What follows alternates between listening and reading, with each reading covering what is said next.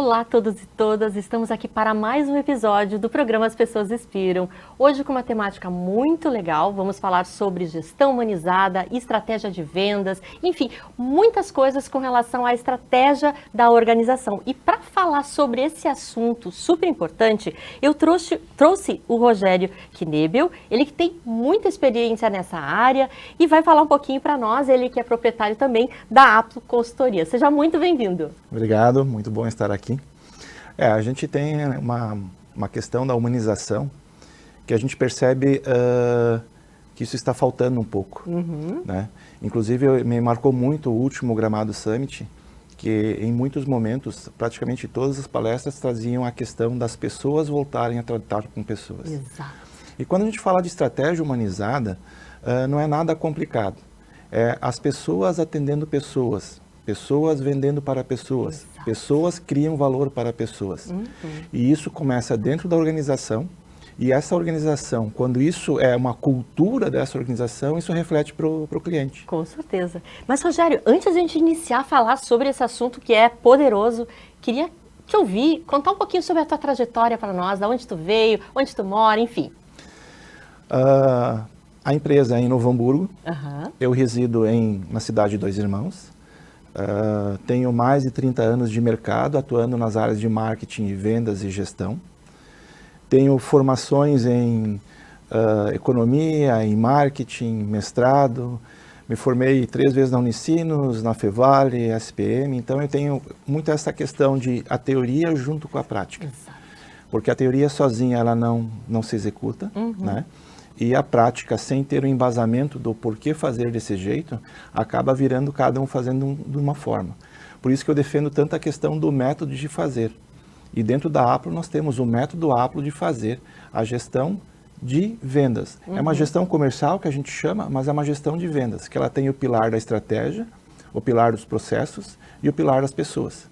Ou seja, como a gente faz essa conexão para que o cliente perceba valor quando ele acaba comprando da empresa. Tu falaste no início, Rogério, sobre a questão da gestão humanizada, né? Que tudo sobre pessoas. Teve um momento da tua vida que tu sentiu, preciso olhar mais para isso? Ou já era uma coisa que tu veio desde criança, sentindo esses valores já dentro de ti? Não, eu diria que isso foi num período da trajetória profissional. Por que disso? Quando você estuda, você toma uma evolução que muitas vezes você não percebe a evolução, mas você percebe onde é que você começa a chegar. E eu sempre fui uma pessoa muito pragmática, uma pessoa muito voltada para dados. Continuo voltada para dados. Mas a gente precisa entender que atrás dos dados tem pessoas. E por isso que a gente fala da questão da estratégia humanizada, baseada em 3 pilares. Não é ir contra uma hierarquia de estratégias que hoje existe no mercado e que é extremamente consolidada, que fala da parte estratégica, tática, operacional. Mas quando a gente olha, o cliente é uma pessoa, a pessoa que vende para esse cliente é uma pessoa e o dono é uma pessoa. E como é que nós fizemos essa conexão? Então, em vez de a gente trabalhar a parte estratégica, tática, operacional, a gente trabalha o dono como o pensar, o colaborador como o fazer e o cliente com o sentir. Só que isso não é um círculo somente num sentido, porque o dono vende a empresa para o colaborador vende a empresa para o cliente. E o cliente retorna o que a gente chama de um feedback para ver se essa estratégia, esse posicionamento que a empresa coloca no mercado está sendo sensível com o cliente ou não, está sendo aderente ou não.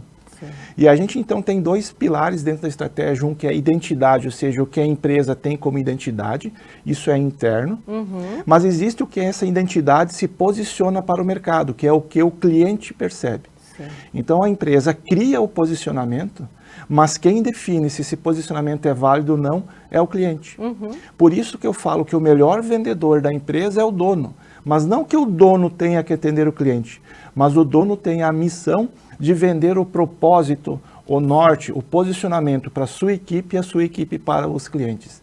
É nesse sentido que a gente fala. Com certeza, né? E eu também vim do mundo corporativo, né? 23 anos no mundo corporativo, e eu percebo, né, que às vezes é tão difícil, né, Rogério, assim, trazer as expectativas, os desejos, os sonhos das pessoas para dentro da organização. E às vezes não tem nem espaço para isso, né? Dependendo da cultura que essa organização se propõe a ser.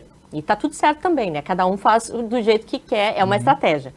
Para mim, sempre é importante a gente olhar, né, o que o colaborador traz, né, como desejo, como sonho, conectado com o propósito da organização. Como é que tu enxerga isso e trabalha isso dentro do teu método? Nós somos feitos de propósito. Tanto que a gente diz que a gente somos propósitos individuais e cria um propósito coletivo. O dono tem um propósito com a empresa, de alcançar lucro, de crescer, de expandir. O colaborador tem um propósito em trabalhar para essa empresa. E quando ele percebe que ele consegue alcançar esse propósito pela empresa, facilita essa conexão. E o cliente, por sua vez, ele tem um propósito por estar comprando com você. Porque o que ele compra, muitas vezes pode ser algo que ele almeja que vá levar ele para perto do propósito, ou seja, o propósito mesmo. Exato. Eu quero comprar um carro novo. Isso é um propósito que move o cliente. Onde é que ele vai fazer? Aonde ele se conecta na empresa que ele se identifica que possa atender da melhor maneira, gerando valor nessa conexão, que ela transcende a questão do preço. Então é isso que a gente fala tanto, é conectar os propósitos desses três agentes para que a gente consiga ter um propósito coletivo atendido, ou seja, todos têm o direito de conseguir alcançar algo, isso cada um de sua forma, o dono, o colaborador e o cliente. Com certeza. E pensando assim numa visão mais macro, né, de uma governança corporativa, né, empresas que já têm isso trabalhado há bastante tempo, né, a gente percebe que esses posicionamentos, né, dessa visão das pessoas no centro, ela tem que estar realmente na estratégia, porque se não está na estratégia, por exemplo, a gente viveu aí várias situações, pandemia, enchentes, né, pandemia acho que foi a mais, que me marcou mais, né, com alguns posicionamentos de organizações que não levaram em consideração as pessoas, né? Então, esse cuidado e isso, eu acho que é uma coisa que hoje, graças a Deus, assim, acho que está mais fácil do líder entender que se ele trouxer isso, é um fator também de performance, de lucratividade e de permanência das pessoas nas organizações, né? Você falou uma palavra que é chave nesse processo, que é a liderança.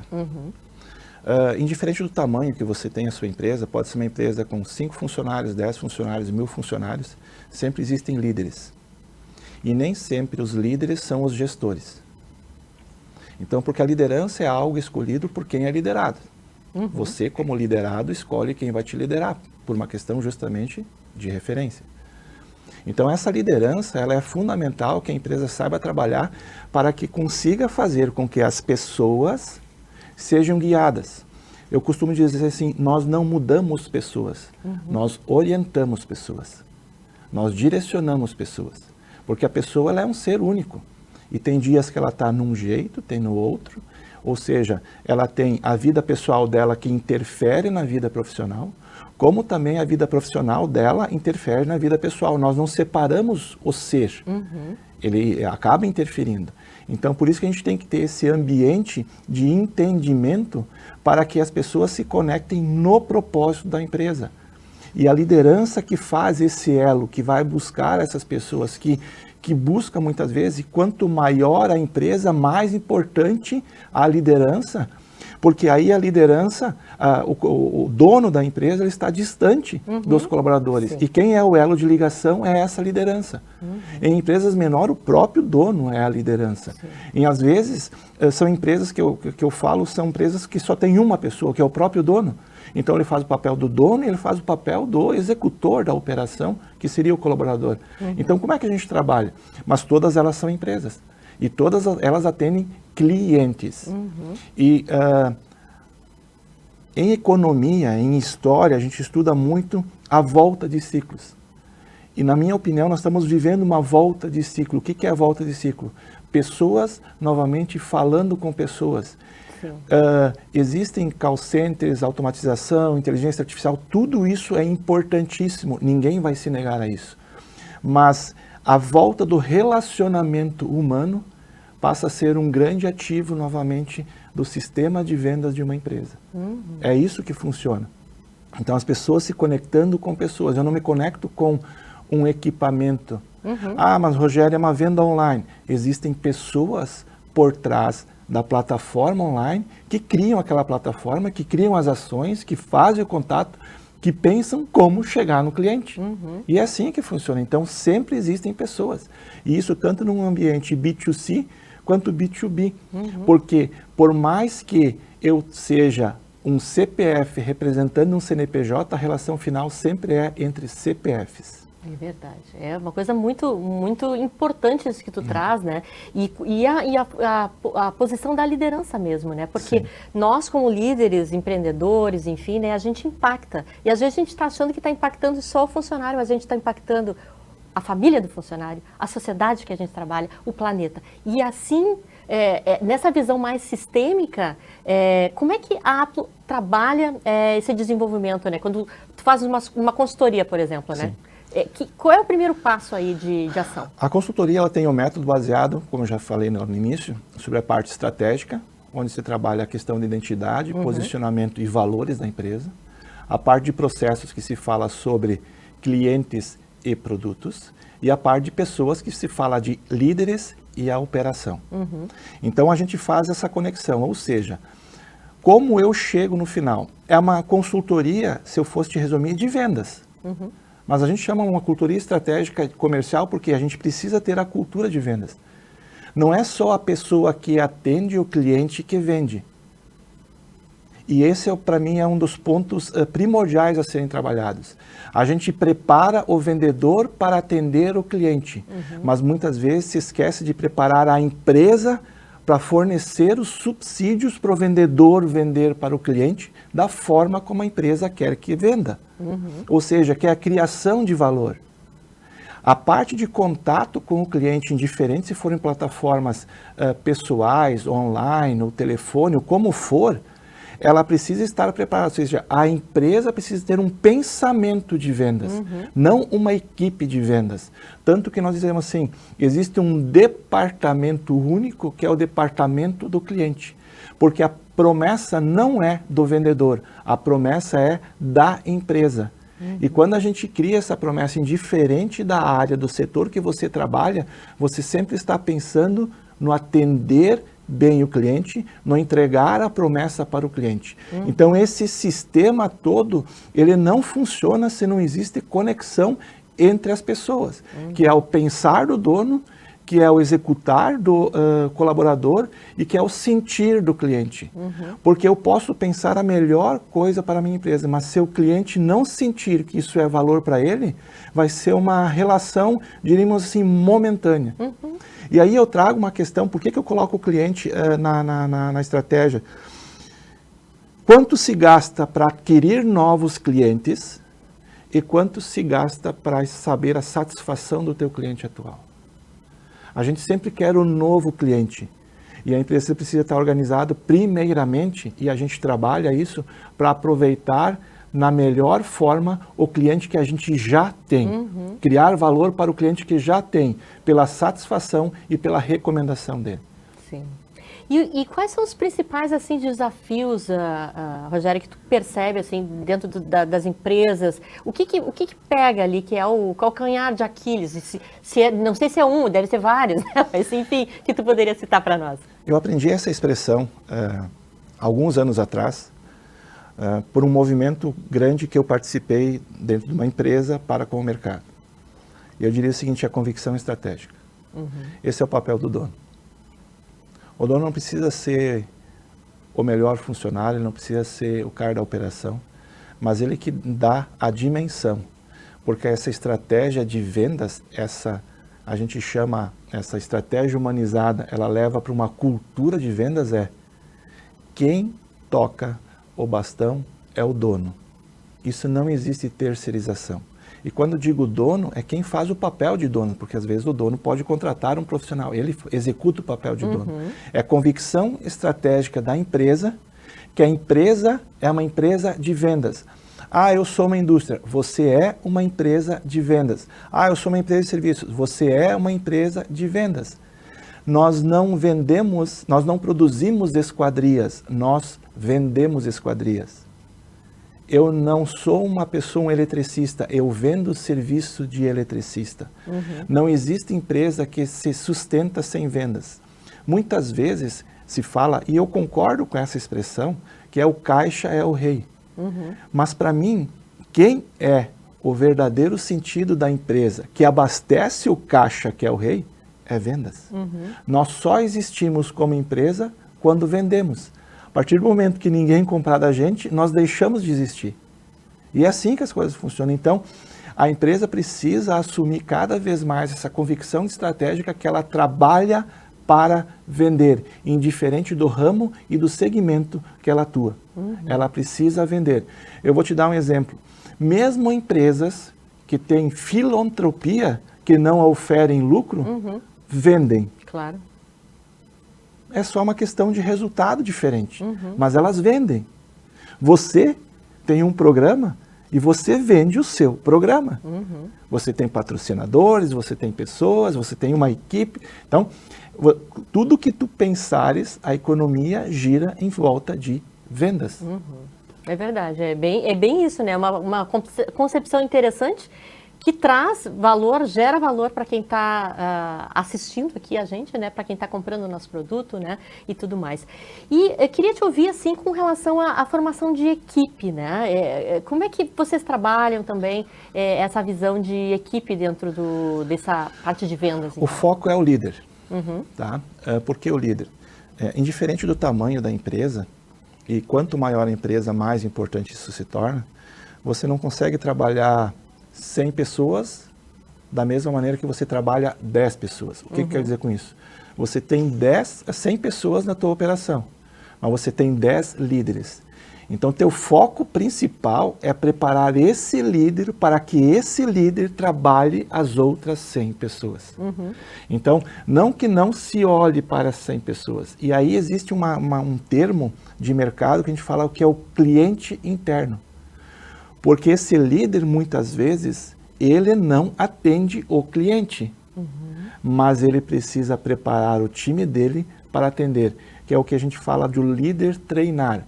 O líder estar preparado para conseguir pegar essa parte estratégica da empresa e transferir de uma maneira muito simples para que o time consiga executar. Então, assim, a grande força de preparação é na liderança. E tem um ponto interessante, que nós trabalhamos a parte do diagnóstico.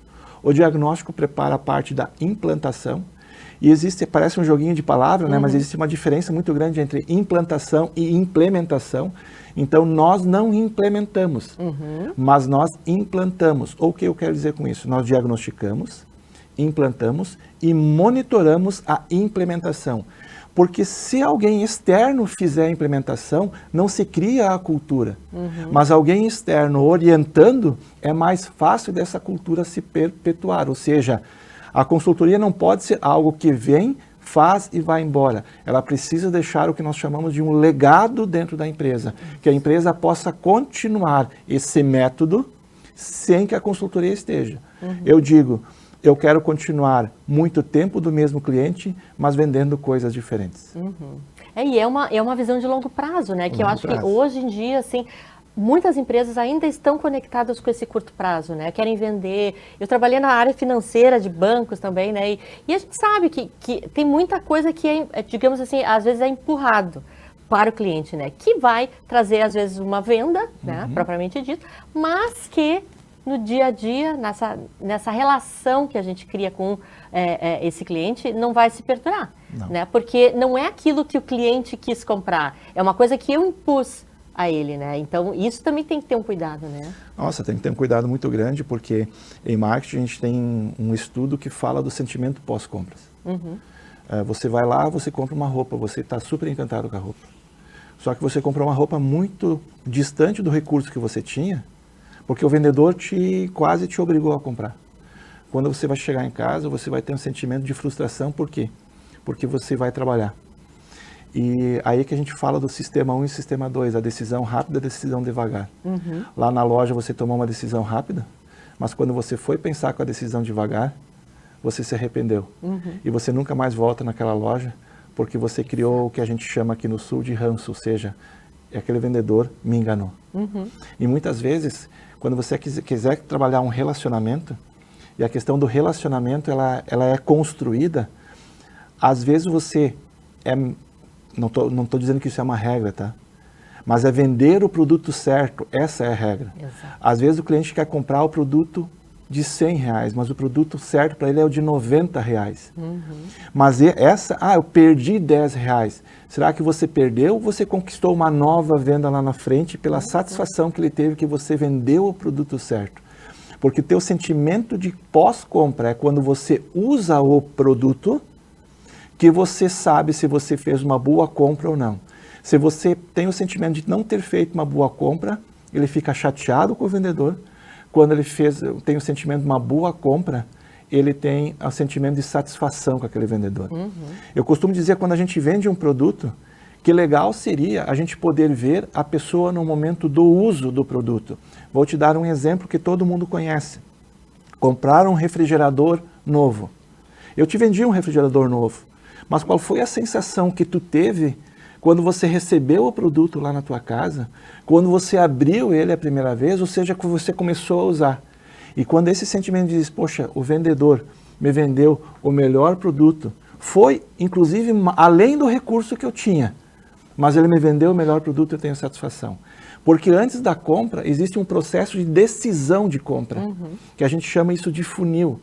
Ou seja, eu não sei a tua história que tu teve para chegar e comprar o refrigerador comigo.